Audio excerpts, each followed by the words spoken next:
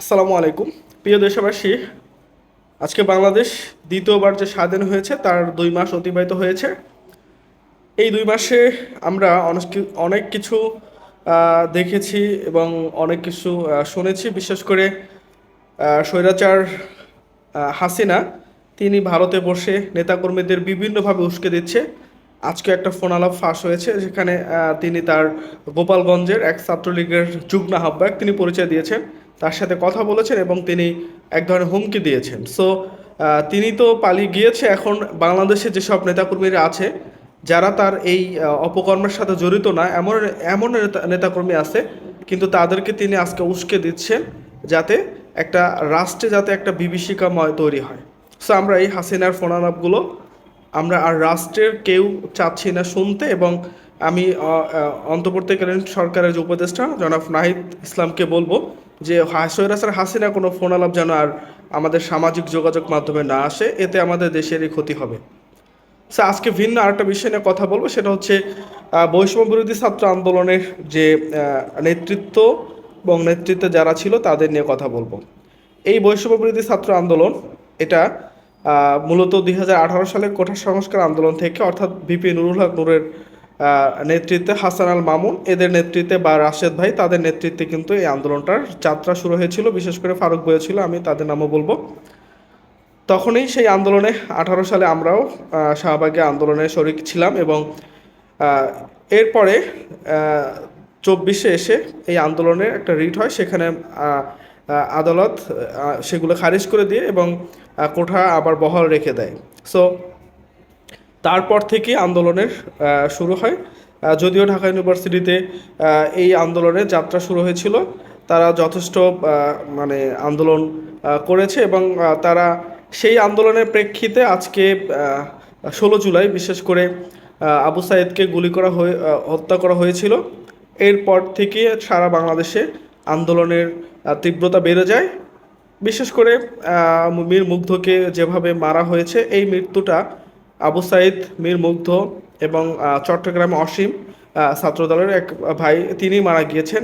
এই মৃত্যুগুলো আমাদের দেশের সাধারণ জনতা মেনে নিতে পারেনি।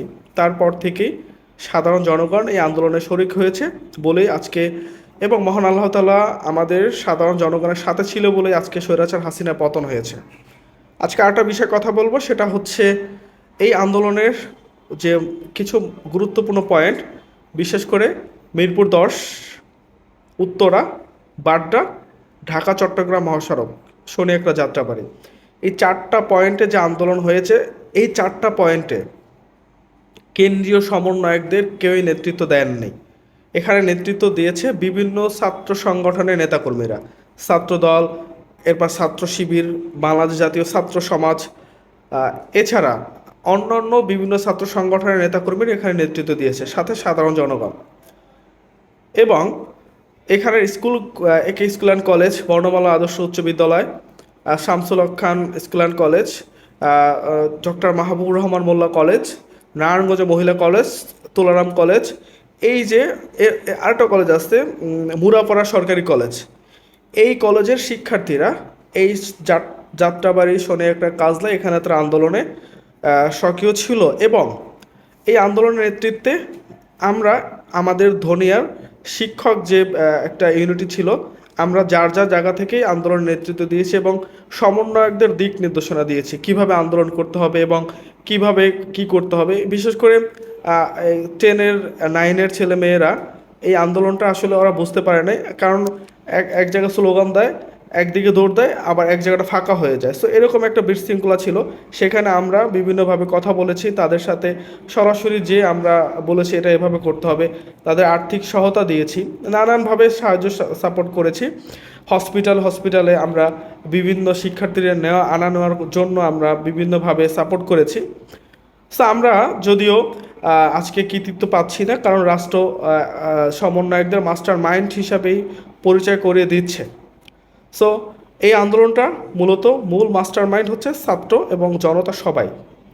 হ্যাঁ, কেন্দ্রীয় সমন্বয়কটা তারা আন্দোলনের নেতৃত্ব ছিল বা তারা ডাক দিয়েছে। বিশেষ করে ব্যারিস্টার আন্দালিব রহমান পার্থ ভাই, ভিপি নুরুল হক নূর, এছাড়া এই তরুণ প্রজন্মের কিছু রাজনীতিবিদ ছিল যারা এই আন্দোলনের পক্ষ নিয়ে প্রথম সামাজিক যোগাযোগ মাধ্যমে তারা কথা বলেছে। তারই প্রেক্ষিতে কিন্তু আমরা আজকে যখন তারা অ্যারেস্ট হয়েছে তারপর থেকে মানুষ সচেতন হয়েছে এবং মানুষ রাস্তায় নেমেছে। বিশেষ করে বিপি নুরুল হক নূর কিন্তু গতকাল একটা অনুষ্ঠান প্রোগ্রামে বলেছে যে এই আন্দোলনের মূল মাস্টার মাইন্ড আসলে সবাই, ছাত্র জনতা সবাই, আপামা জনগণ সবাই আন্দোলনে শরিক হয়েছিল বলে আজকে ফ্যাসিস্টের পতন হয়েছে।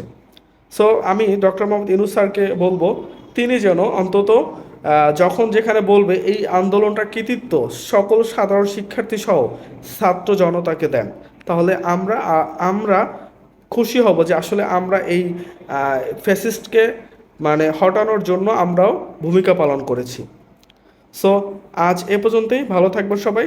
আসসালামু আলাইকুম রহমতুল্লাহ।